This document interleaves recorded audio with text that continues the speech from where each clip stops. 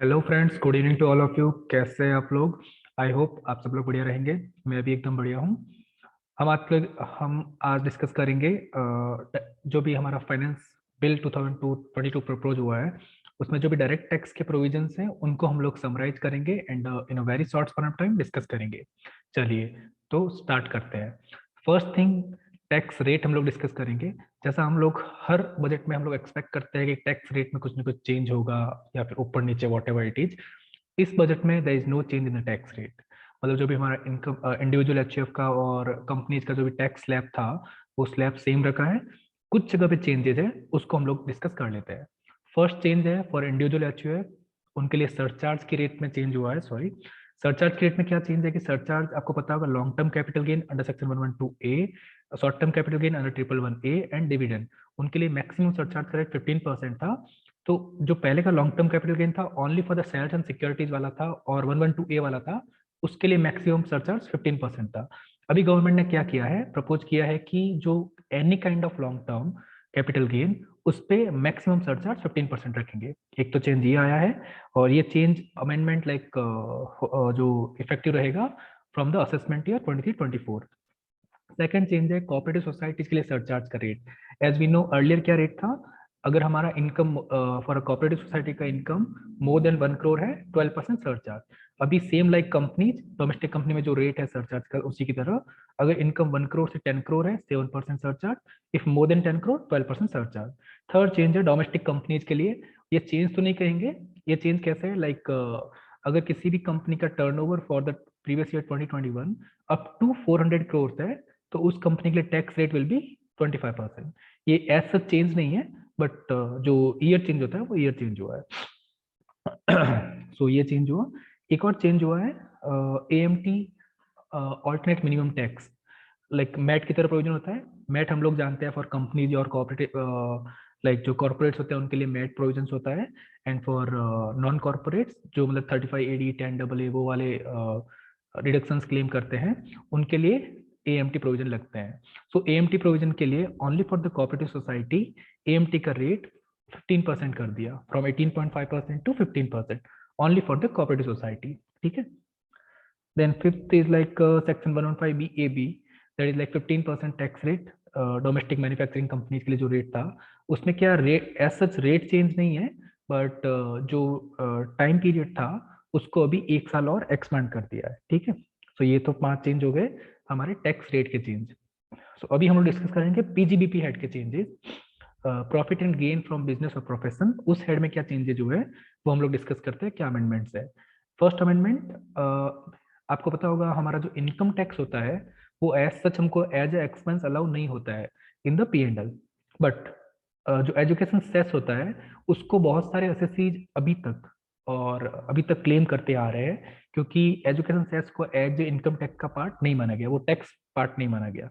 ठीक है, तो उसको तो P&L हम लोग डेबिट करके एक्सपेंस क्लेम किया है। और ये कई कोर्ट में भी गया था, तो बॉम्बे हाई कोर्ट ने इसके फेवर में जजमेंट दिया था कि yes, it's not a part of income tax and we would be like able to claim the deduction of this. अभी क्या किया, सो गवर्नमेंट ने क्या प्रपोज बिल में अमेंडमेंट ले दिया कि from the retrospectively, like from the 1/4/2005, उस डेट से ये एजुकेशन सेस को इनकम टैक्स का पार्ट माना जाएगा and it won't be allowed. So like it's like again conflicting view है। अगर रेट्रोस्पेक्टिव किया है तो बहुत सारे ऐसे चीज के लिए एक असेसमेंट ओपन होंगे and they will be getting notice in all those thing. Then second change है सेक्शन 43B।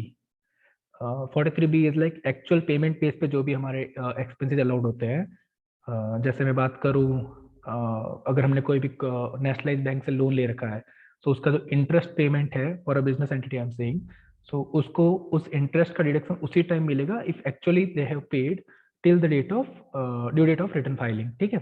बट अभी यहाँ पे क्या था कि जो मतलब एक्चुअल पेमेंट था, एक्चुअल पेमेंट मीन्स एक्चुअली उसको कैश में पेमेंट करना। बहुत सारी कंपनी क्या करती थी पहले, डिबेंचर इश्यू कर लिए उसके अगेंस्ट में, against the loan, interest payment का तो जो भी था पेमेंट, उसके अगेंस्ट में डिबेंचर्स इश्यू कर दिया या कोई सिक्योरिटी इशू कर दी। ठीक है। डिपार्टमेंट ने अभी तक कोई प्रोविजन नहीं था ऐसा, so we would able to claim it and we were claiming it. Department ने क्या किया, अभी इसको प्रपोज किया बिल कि जो डिबेंचर्स इश्यू होते हैं वो भी अलाउड नहीं होंगे। एंड ये भी लाइक ये प्रोस्पेक्टिव है, रेट्रोस्पेक्टिव तो नहीं है change. It like will be applicable from 1/4/23। जो भी डिबेंचर्स वगैरह है वो भी अभी एप्लीकेबल नहीं, लाइक एलिजिबल नहीं रहेगा for the claiming of expense. Then section 37 में एक चेंजेस है। 37 में तो जो मतलब जनरली हम लोग एक्सपेंस करते हैं वो चेंज आते हैं, वो एक्सपेंस हम लोग क्लेम करते हैं। इसमें चेंज किया है, जैसे डॉक्टर्स वगैरह को फ्रीबीज देती है बहुत सारी मेडिकल कंपनीज और बहुत सारे हॉस्पिटल्स।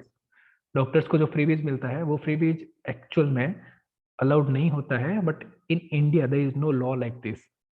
लाइक आउटसाइड इंडिया वहाँ पे लॉ है कि भाई डॉक्टर्स को कुछ भी नहीं मिल सकता, बिकॉज ये एथिकली रॉन्ग है। Means violation of, it's a violation of any law, other laws. So यहाँ पहले क्या लॉ था कि भाई वायलेशन ऑफ लॉ होता है तो वो एक्सपेंस और कोई भी मतलब फ्रीबीज और पे किए हुए डॉक्टर्स को वो डिसअलाउ होंगे। बट बहुत सारे जो during appeals in high courts and supreme courts बहुत सारे जो मतलब फैक्ट्स आए थे कि इंडिया में तो ऐसा कोई लॉ नहीं है कि इसके अगेंस्ट में हम लोग ये पे करें तो हमको अलाउड नहीं होगा। बट आउटसाइड इंडिया ये लॉ है कि डॉक्टर्स को अगर कोई हॉस्पिटल कंपनी पे करती है वो लीगली नहीं होता है।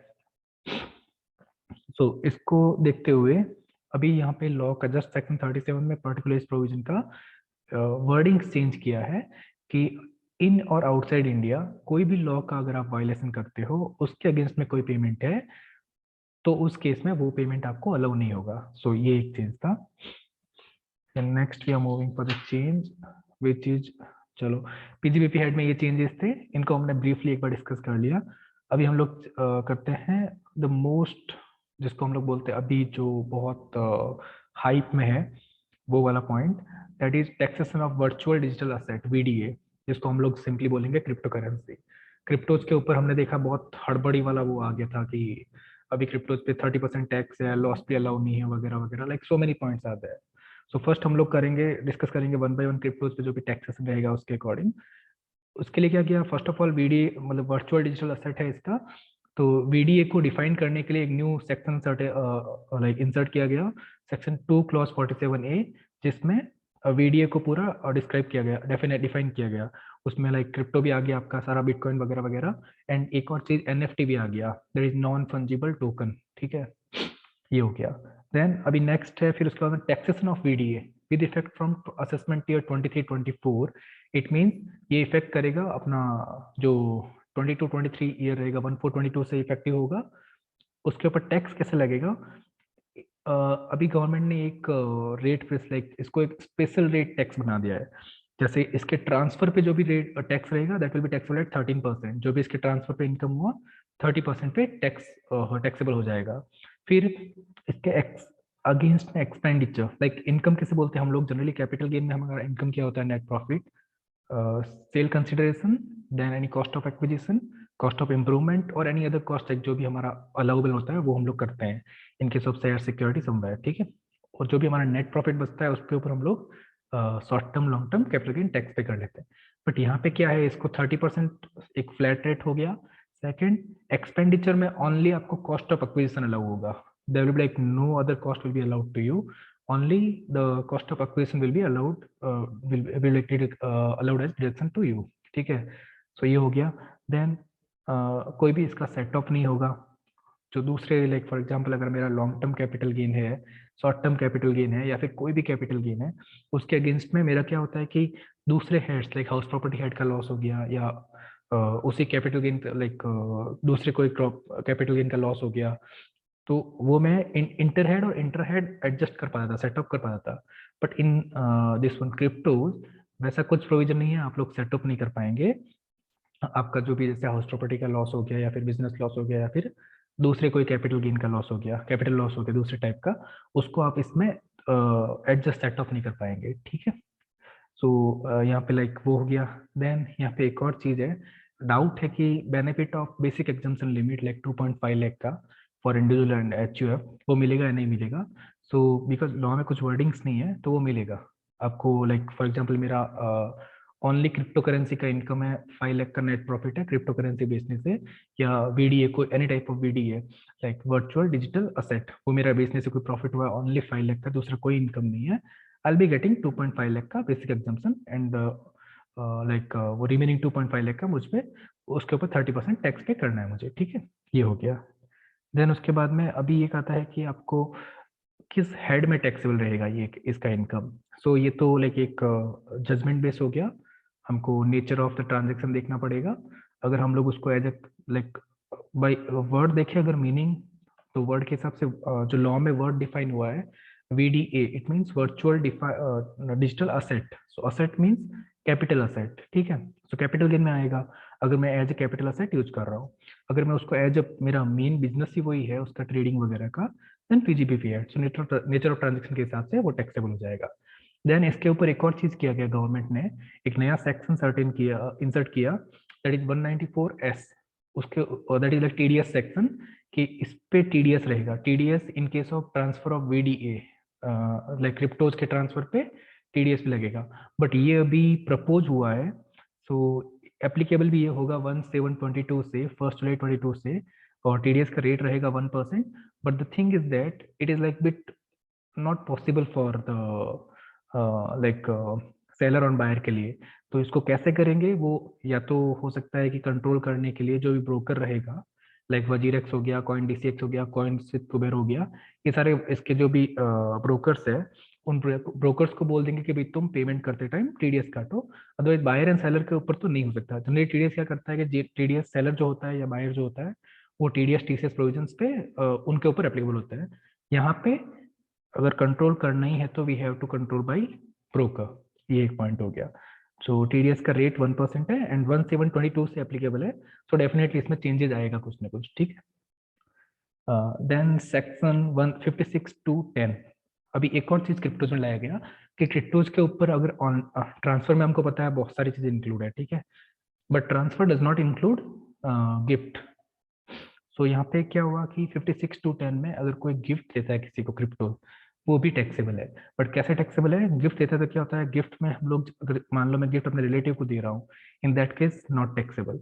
यहाँ पे भी ये भी टैक्सेबल नहीं है। फॉर एग्जाम्पल मेरा रिलेटिव को मैं कोई क्रिप्टो बिटकॉइन गिफ्ट कर रहा हूँ, नॉट टैक्सेबल एट ऑल। सो इसमें तो कोई कंफ्यूजन नहीं है। कंफ्यूजन कहाँ पे आता है कि भाई मैं गिफ्ट कर रहा हूँ किसी को क्रिप्टो, नॉन रिलेटिव को, इन दैट केस टैक्सेबल तो है, बट किस हेड में टैक्सेबल है, same IFOS, income from other source, ठीक है। टैक्सेबल किसको है, रिसीवर को टैक्सेबल है। The person who is giving उसके लिए ट्रांसफर नहीं है, so for him not taxable. जो रिसीव कर रहा है उसके लिए एज ए गिफ्ट है but from non relative. And same if like exceeding 50,000 का, because it's the movable property, in that case taxable. Taxable कौन से रेट से रहेगा, 30% रेट या फिर नॉर्मल स्लैब रेट। सो यहाँ पे क्लैरिफिकेशन है कि ये जो टैक्सेबल रहेगा वो नॉर्मल स्लैब रेट से ही रहेगा। क्यों रहेगा, बिकॉज वहाँ पे जो बीडीए का टैक्सेशन वाली बात है, सेक्शन टैक्सेशन ऑफ बीडीए, उसमें जो कहा गया उसमें कहा गया कि 30% टैक्स रहेगा only on the transfer of crypto. तो यहाँ पे अभी ट्रांसफर तो नहीं हो रहा है, ये तो गिफ्ट हो रहा है। So in case of gift in the hand of receiver, receiver के हैंड्स में वो एट द लाइक जो भी स्लैब रेट रहेगा उसी पे टैक्सेबल रहेगा, ठीक है, ये हो गया। Now we are moving next, capital gain. Capital gain में ऐसा कुछ चेंज है नहीं, कुछ चेंज है गुडविल के regarding. Goodwill we know from previous year 2021, या प्रीवियस ईयर 2021, उस साल से गुडविल के ऊपर डेप्रिसिएशन हम लोग क्लेम नहीं कर सकते। तो हम गुडविल को ट्रांसफर करेंगे तो वो एज ए कैपिटल असेट होगा and as per capital gain होगा, ठीक है। उसको यहाँ पे थोड़ा बहुत चेंज नहीं है, जस्ट अगेन डिफाइन किया उसको ही, मतलब वापस बताया गया कि वो कुछ कुछ चीजें हैं जो उसमें डिडक्शन अवेलेबल नहीं रहेंगे वगैरह। फिर इनकम फ्रॉम अदर सोर्स, उसमें कुछ चेंजेस है। First change section 115BBB, sorry 115BBD, that section, you know, like foreign company में मेरा 26% और मोर, नॉट मेरा, इंडियन कंपनी का फॉरेन कंपनी में 26% और मोर होल्डिंग है, अगर उस इंडियन कंपनी को फॉरेन कंपनी से जो भी डिविडेंड आता है वो टैक्सेबल रहता है at a concessional rate of 15%। उसके अगेंस्ट में कोई भी डिडक्शन वगैरह अवेलेबल नहीं रहता है। उस सेक्शन को विद इफेक्ट फ्रॉम 1/4/23 रिमूव कर दिया। So means that section like now, अभी वो जो प्रोविजन था वो अभी अवेलेबल नहीं रहेगा, उसको ओमिट कर दिया गया, रिमूव कर दिया गया विद इफेक्ट फ्रॉम 1/4/23, ठीक है। देन सेकंड है 56(2)(10) में चेंज है कोविड के ड्यूरिंग जो भी हेल्प मिला है लोगों को सॉरी, फॉर एग्जांपल किसी को कोई एक्स पर्सन को कोविड हो गया था एंड उसको किसी भी like whether relative non relative उसको हेल्प मिला है for the purpose treatment purpose के लिए, वो अमाउंट पूरा एग्जाम्प्ट रहेगा, वो टैक्सेबल नहीं रहेगा अंडर सेक्शन 56(2)(10) एग्जाम्प्टेड, ठीक है। सेकंड इसमें क्या है, अगर किसी भी एक्स पर्सन का रिलेटिव कोई था एंड ड्यूरिंग कोविड वो एक्सपायर हो गया एंड उसको फ्रॉम हिज एम्प्लॉयर, वो कहीं पे काम करता था, उसको एम्प्लॉयर से कुछ अमाउंट मिला है एज ए कॉम्पनसेशन वगैरह, तो और फॉर द कोविड और डिसीज पर्सन के फैमिली को, तो वो अमाउंट पूरा नॉन टैक्सेबल होगा। सेम अगर एम्प्लॉयर से नहीं किसी और से मिला है, लाइक डोनेशन हो गया, कोई भी देता है कोई किसी और बंदे ने के उसको अमाउंट दिया वगैरह, in that case up to 10 lakh rupees not taxable रहेगा, एग्जेम्प्टेड रहेगा, ठीक है। एंड ये दोनों लाइक जो डिसीज पर्सन की फैमिली को है जो अमाउंट मिलना चाहिए वो मिलना चाहिए within 12 months from the date of decease like death उसका, ठीक है। ये चेंज था। देन एक चेंज है section 68 that no cash credit. उसमें चेंज क्या है, कैश क्रेडिट में पता है हम लोग हमको पता है कि अगर कोई मान लो हमारे अकाउंट में कुछ डिपॉजिट हुआ है, ठीक है, उसको हम लोग को डिपार्टमेंट को एक्सप्लेन करना है या फिर मतलब बताना है कि ये कहाँ से पैसा आया था, मतलब उसका सोर्स क्या है कैश का, because cash is like non traceable, जिसको हम लोग ट्रेल ही नहीं कर सकते वैसा सोर्स है।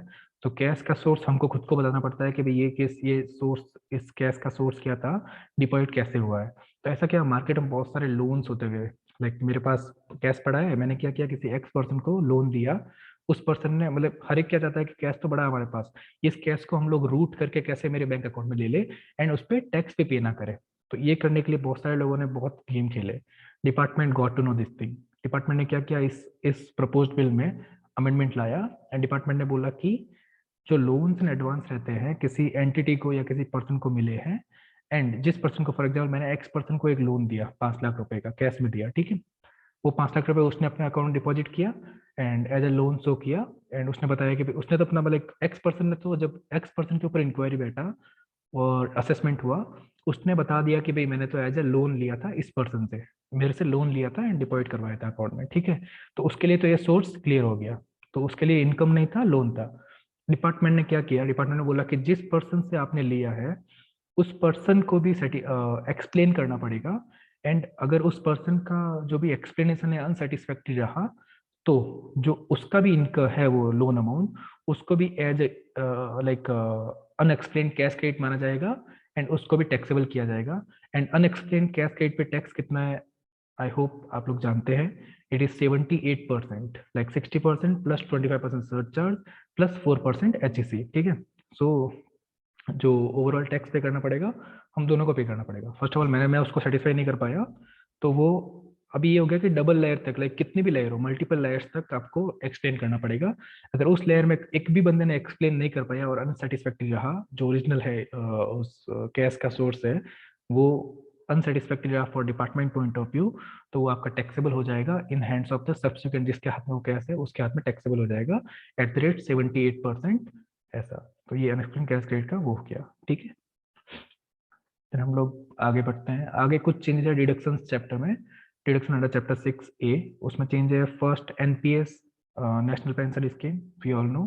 तो उसमें लाइक प्राइवेट के लिए 10 एक था कि जो भी एम्प्लॉयर है अगर कंट्रीब्यूट करता है ATCCD में, तो एम्प्लॉयर का कंट्रीब्यूशन और 10% ऑफ सैलरी फॉर प्राइवेट, ठीक है, वो उन दोनों में से जो भी है वो अलग हो जाएगा अप टू दैट लिमिट। फिर for the central government that rate was 14% of salary और employer contribution whichever is lower, वो आपका 80/62 में मिल जाता है क्लेम।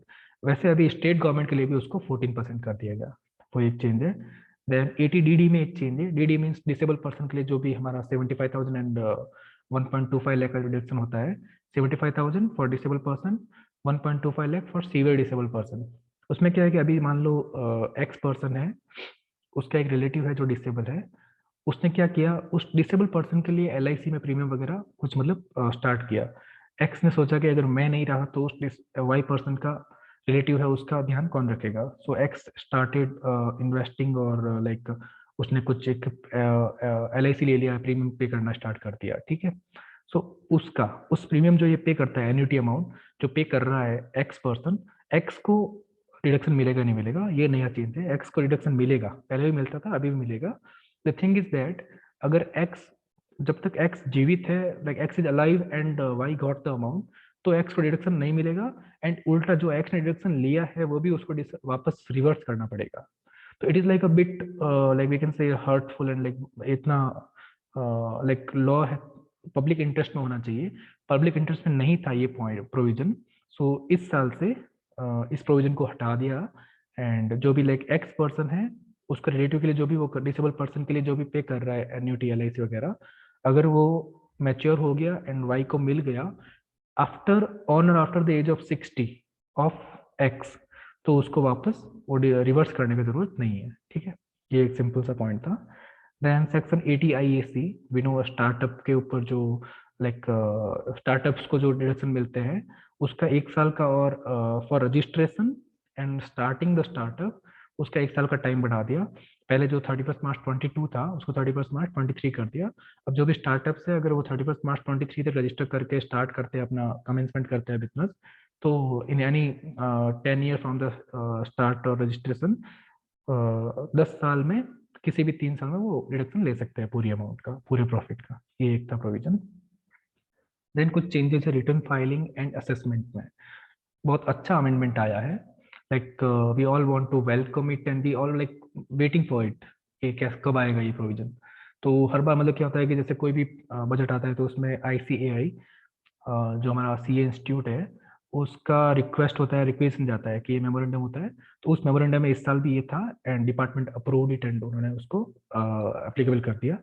सो इसमें क्या था कि हम लोग को पहले जो बिलेटेड रिटर्न फाइल होता था, for example if I want to file return for, अभी जो हमारा ड्यू डेट है इनकम टैक्स रिटर्न का, वो ड्यू डेट क्या है कि 139(1) में अगर इंडिविजुअल एचयूएफ है, नॉन ऑडिट केस है 31 जुलाई, अगर वो ऑडिट केस है तो उसका 31 अक्टूबर, और ट्रांसफर प्राइसिंग वगैरह 30 नवंबर, ऐसे करके डेट है। ठीक है, और रिलेटेड रिटर्न फाइल करने का डेट भी in the same assessment year 31 मार्च तक ही होता था। अभी डिपार्टमेंट ने जो रिक्वेस्ट था सीए इंस्टीट्यूट का उसको एक्सेप्ट करते हुए एक मतलब उसको नाम तो नहीं दिया बिलेटेड रिटर्न, उसको एक नया नेम दे दिया, नया रिटर्न ही ओपन कर दिया, दैट इज अपडेटेड रिटर्न।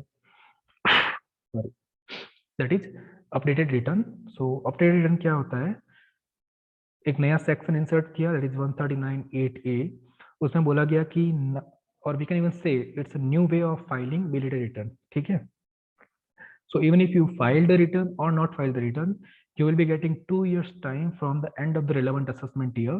उस 2 years के टाइम में आप लोग आपका रिटर्न अपडेट कर सकते हो, या फिर जिसने फाइल ही नहीं किया है he can file the return within 2 years from the end of relevant assessment year। ठीक है, अभी इसका मतलब ये प्रपोज्ड बिल है, फाइनेंस बिल एक्ट आएगा, उसमें पूरा प्रोसेस आएगा, पूरा लिखा हुआ है कि किस डेट से ये एप्लीकेबल है। ठीक है, तो अभी इस अपडेटेड रिटर्न में क्या अलाउड नहीं है, मतलब कौन लोग इसमें फाइल नहीं कर सकते हैं। एक, अगर आपका लॉस इंक्रीज हो रहा है या फिर इनकम डिक्रीज हो रहा है, in that case you can't file your updated return. तो हम लोग जनरल मीनिंग में बोले, जनरल सेंस में डिपार्टमेंट को लॉस हो वैसा नहीं हो सकता। If you are paying additional taxes तो आप लोग उसको रिटर्न को अपडेट कर सकते हो, या फिर अगर आपने फाइल ही नहीं किया है तो आप लोग फाइल कर सकते हो। ठीक है, इसमें एक्सेप्शन है एक चीज कि हम लोग अपना अपडेट रिटर्न फाइल नहीं कर सकते अगर आपका सर्च एंड सर्वे चल रहा है, सिंपल लैंग्वेज में बोलो तो रेड चल रहा है। अगर रेड हुआ है आपके ऊपर और रेड में कुछ असेसमेंट अभी तक पेंडिंग है, तो उस केस में आप ये रिटर्न फाइल नहीं कर सकते। ठीक है, एक और चीज है, ये जो अपडेटेड रिटर्न है, इस अपडेटेड रिटर्न को आप एक बार फाइल करने के बाद में it can't be revise, like एक ही बार फाइल होगा, इसको आप बार बार वैसे नहीं कर सकते। ठीक है, ये हो गया। देन एडिशनल टैक्स जो है, इस अपडेट रिटर्न का भी एक और मतलब बहुत ही पेचीदा पॉइंट है, एंड हम लोग बोलेंगे एकदम मतलब हार्श प्रोविजन है। That's why the tax payer won't like it. इसमें लिखा गया है कि आपको एडिशनल टैक्स पे करना पड़ेगा। If you are filing updated return, you have to pay additional tax. Additional tax का रेट क्या है, it is 25% and 50%। 25% if you are filing your updated return within 1 year from the end of relevant assessment year, in that case you have to pay 25% additional tax। and if you are filing after that period, but like during जो भी हो गया 1 साल से ऊपर और within 2 years, उसके बीच में अगर फाइल करते हो तो 50% एडिशनल टैक्स पे करना पड़ेगा। एडिशनल टैक्स क्या है? एडिशनल टैक्स इज जो आपका टैक्स अमाउंट है उसका 25% और उसका 50%। सो दैट्स वाई, मतलब अगर मान लो किसी का 1 crore additional tax normal tax बन रहा है और 25% 25 लाख उसका एडिशनल टैक्स हो जाएगा, तो ऑलरेडी हम लोग इंटरेस्ट वगैरह तो पे कर ही रहे हैं, 234 ABC इंटरेस्ट हम लोग पे कर रहे हैं, उसके बाद में ये एडिशनल टैक्स और पे करना पड़ेगा। सो आई डोंट थिंक ये मतलब इतना क्या बोलते हैं इंटरेस्ट में रहेगा टैक्स पेयर्स के लिए। बट एनीवेज लेट्स सी, कुछ मतलब जब फाइनल एक्ट आएगा तो उसमें कुछ ना कुछ चेंज करेंगे मेरे हिसाब से। देन TDS TCS में कुछ चेंजेस है। TDS में first is 194 IA, that is like immovable property if you are purchasing and the sale consideration is more than 50 lakh or 50 lakh, in that case we have to pay 1% TDS। ठीक है, अभी इसमें change क्या है? Change ये है कि amendment हुआ है 1%। पहले था सेल कंसिडरेशन का 1% ऑफ द सेल कंसिडरेशन। तो बहुत सारे लोग क्या करते हैं, जैसे for example stamp duty value तो है 51 लाख, दे उनको उसको सेल कंसिडरेशन को वो लोग 49 लाख रखते हैं या फिर 50 लाख के अंदर रखते हैं, ताकि उनको टैक्स भी ना करना पड़े, TDS नहीं काटना पड़े। डिपार्टमेंट अभी बोल दिया कि 1%, अमेंडमेंट यही है कि it will be like 1% of the stamp duty value or sorry stamp duty value or sale consideration whichever is higher, उन दोनों में जो हायर है उसका 1% पे करना है TDS। सो डेफिनेटली अच्छा वेलकमिंग पॉइंट है। देन एक न्यू सेक्शन इंसर्ट किया गया इन TDS, that is section 194R। 194R इसमें क्या है कि जो भी आपको पता है बिजनेस एम्प्लॉयज होते हैं, एम्प्लॉय तो नहीं बोलेंगे, बिजनेस, जैसे फॉर एग्जाम्पल मेरा एक इलेक्ट्रिसिटी का शॉप है, ठीक है, मैं एक इलेक्ट्रिसिटी का डिस्ट्रीब्यूटर हूँ एंड लाइक मेरा रिटेल में शॉप है और मैं कहीं से माल लेता हूँ, मान लो हेवल्स वगैरह का। हेवल्स का मैंने टर्नओवर अचीव किया, हेवल्स ने मुझे एक गोवा का ट्रिप दिया and that trip costing like Havells को जो कॉस्ट था अराउंड 50,000 समथिंग। सो इसके लिए ये सेक्शन आया कि 194R सेक्शन बोलता है इफ बेनिफिट और परक्यूजिट ऑफ बिजनेस और profession if value exceed 20,000 in that case TDS to be deducted at the rate 10%। कौन डिडक्ट करेगा? हेवल्स कंपनी, जो मुझे पे कर रहा है वो TDS डिडक्ट करेगा। अब आप लोग का डाउट आएगा कि टैक्स मतलब इसमें कैश तो जा ही नहीं रहा है, like Havells is not paying me anything.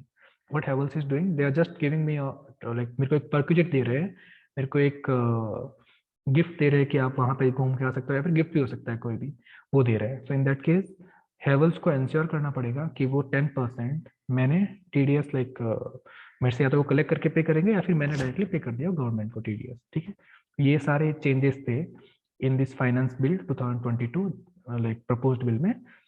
इसके अलावा जो फाइनल एक्ट आएगा, फाइनेंस एक्ट 2022, उसमें जो भी वो हमारे लिए मतलब मेनली तो वही एप्लीकेबल होगा। ये जस्ट प्रपोज्ड अमेंडमेंट्स है, इसके अलावा भी असेसमेंट एंड रिटर्न फाइलिंग में बहुत सारे अमेंडमेंट है और कुछ ट्रस्ट पॉइंट में अमेंडमेंट है, वो लाइक इतने लाइक फॉर द पब्लिक इतने रिलेवेंट नहीं है। So that's why. चलिए, तो ये हमने जो मोस्टली थे डिस्कस कर लिए। थैंक्स अ लॉट, हम लोग मिलेंगे। Thank you.